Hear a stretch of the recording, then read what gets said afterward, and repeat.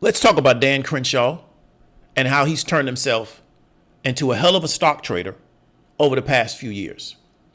Now, when Dan Crenshaw, who is the congressional rep, I believe it is District 2 out of the Houston, Texas area, when Dan Crenshaw was not out doing action movies, right? Doing action-oriented productions, he's also heavily involved in trading the markets. Now, you would wonder between the two, how does he get time to serve his constituency? But I guess he got to figure it out. He's a very busy man. He's also a very successful man in the markets. So he's figured something out. But what we're going to talk about today is Dan's performance in the market, Dan's reaction to questions about his performance in the market, and why Dan doesn't talk to his constituency and his base about how to be as successful in the stock market as he is. Let's go ahead and get into it. Now, when looking at this particular article, it's kind of like a bio of Dan Crenshaw. He's a sixth generation Texan. He served in the U.S. Navy SEALs. His father got a background in Texas oil and gas, which, that's not anything out of the ordinary. He got injured in his service to the United States. He got a Purple Heart. He came back in 2018. He was elected to serve people of Texas in the 2nd Congressional District. He serves on the House Energy and Commerce Committee. He also serves in the Health Subcommittee and the Environment and Climate Change Subcommittee. He also serves in the House Select Committee on Climate Crisis. Now, I want you to understand something. No disrespect to Mr. Crenshaw. However, outside of the military, his resume is very thin. That's not an attack on him. We're just stating what it is. Okay, so outside of the military, he's done a long amount of military service. His resume is very thin outside of that. So my question would be, what experience do you have in the private sector of success? Because pretty much you had all your success being employed by the U.S. military, right? However, he's been able to parlay his military resume right into getting a position in politics. And there's nothing wrong with that, because if people bought it, then that means that it worked. Let's get into it. Now, Dan Crenshaw, right? His stock performance came up, right? And what we found is that members of Congress that beat the SPY, right, which is the ETX that tracks the overall market, in 2021, Mr. Crenshaw did even better than Nancy Pelosi, which means he's doing a hell of a job. We also found out that in March of 2020, he made half a dozen buys when Congress went into lockdown and debated and wrote the largest economic stimulus package in the history, right? He purchased stock in Boeing, and that's a company that was lobbying for billions of dollars from the United States government, which means the taxpayer, that was going to be included in the CARES Act. So he's not a rookie to these markets. When the market fell in March of 2020, he was buying, right? Then when the market went back up, he got the benefit. Good trader. Now, he was on a particular podcast called the All American Savage Show. We want to give credit for them for bringing him in and interviewing him. And they were talking about an article, which we just saw, that state that he had the 5th highest return of all the people in Congress based on his trading activity, right? And they asked him about it, and Crenshaw said in response, "I think it would be fine if you wanted to ban individual stock trading as opposed to ETFs and indexes. I'm kind of neutral on it." So what he's saying is that he's neutral on if you wanted to ban it or not ban it. And I understand why, because he does not want to stop his participation in the market. However, he doesn't want to make it seem like I'm just here to trade the market. Then he stated that if you only want billionaires and millionaires to run for Congress, then keep making sure that we can't raise our pay. Just keep in mind that no one will run for Congress because you have no way to better yourself. Now, here's the question we want to ask. If you decide to become a congressman, is the goal, or a congressperson, excuse me, is the goal to better yourself, or is the goal to serve your constituency? Now, as a congressman, right, Crenshaw makes an annual salary of $174,000, which is twice over the median household income in the United States. Members of the House also receive a $900,000 allowance to pay for staff and expenses. They also get to deduct $3,000 a year for living expenses. And then after 5 years in Congress, members are eligible for a pension. I also believe they're eligible for medical benefits. And Crenshaw will pass that 5-year mark, assuming that he gets elected in the next term, right? So what Crenshaw is stating to us is that he's neutral on whether or not Congress people should be banned for individual stock trading. He's not for or against it. He doesn't care either way, even though he's involved in it.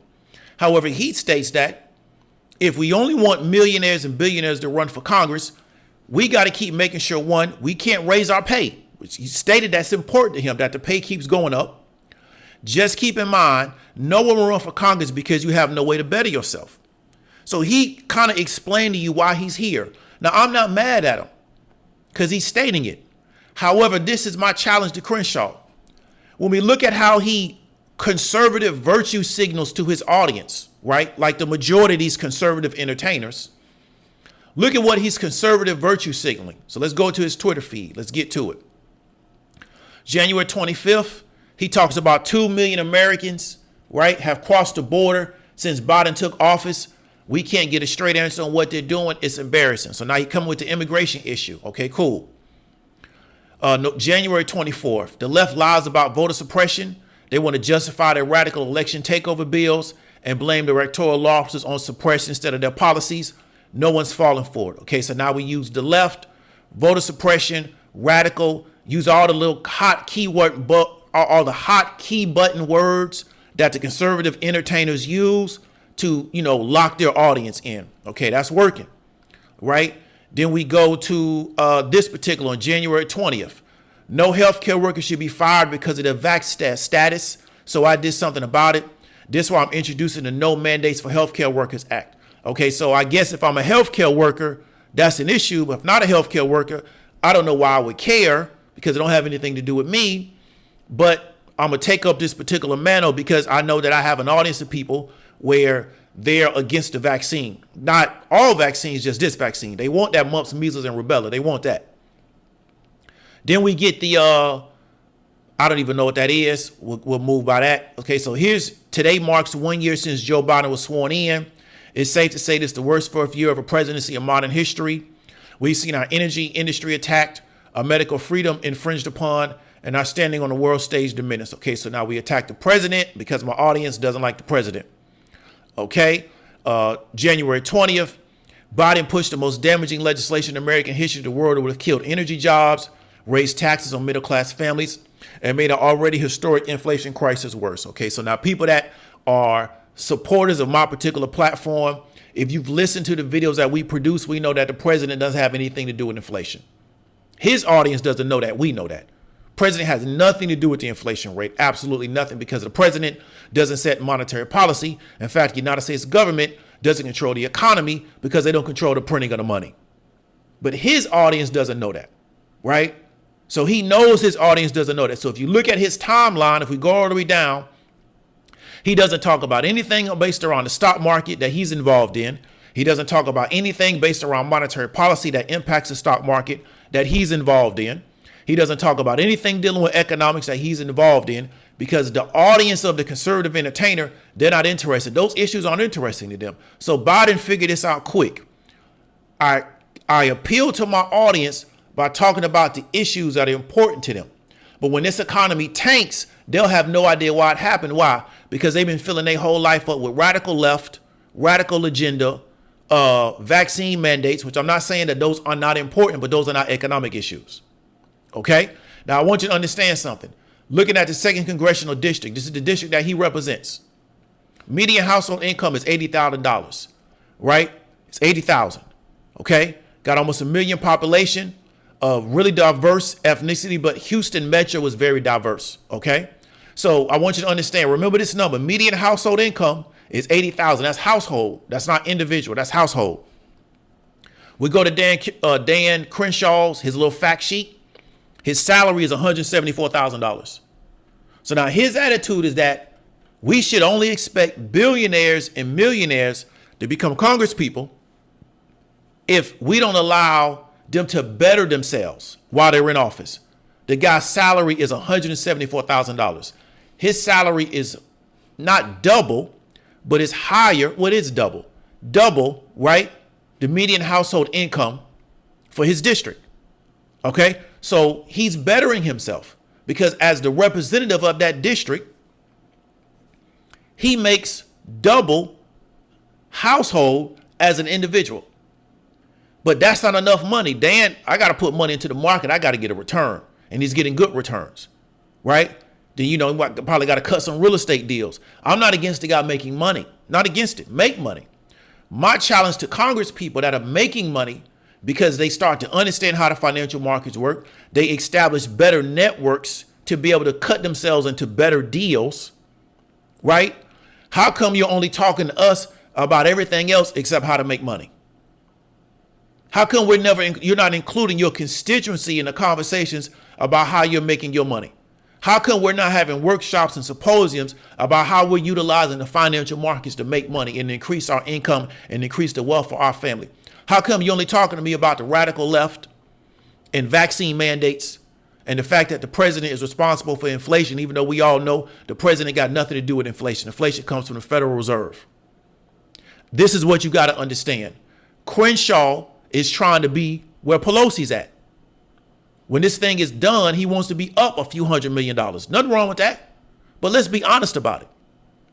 Okay? Let's tell the whole truth, not the part that we just want to talk about to make ourselves look good to our audience. Now, I know I'm dealing with a politician, so that's going to be difficult for the guy to do. But at the end of the day, you have to be able to see past the action hero imagery. You got to see past the fact that he served in the United States Armed Forces like millions of people have done. He's not special because he served in the United States Armed Forces. He's not special because he's a SEAL. There is no difference between a SEAL and a guy that works in the motor pool. There is no difference, right? They're all essential to the United States military, right? He's not special because he passed through SEAL training, okay? So you got to see through all that and understand what's really going on because he is running his own game. He's built his own economy to put himself and his family in a better position. And if you're just going to be a fan of Dan Crenshaw, right, and you're not going to do the same thing for you and your family, when he's done and he's up a few $100 million because he figured this game out like Pelosi and he's a hell of a trader, and you and your family are still in the same bad position, right, he going to be down the road doing his next situation. And you really got to understand that. So that's going to be the end of this video about Dan Crenshaw, the master trader, the supreme stock market operator. Talk to you later.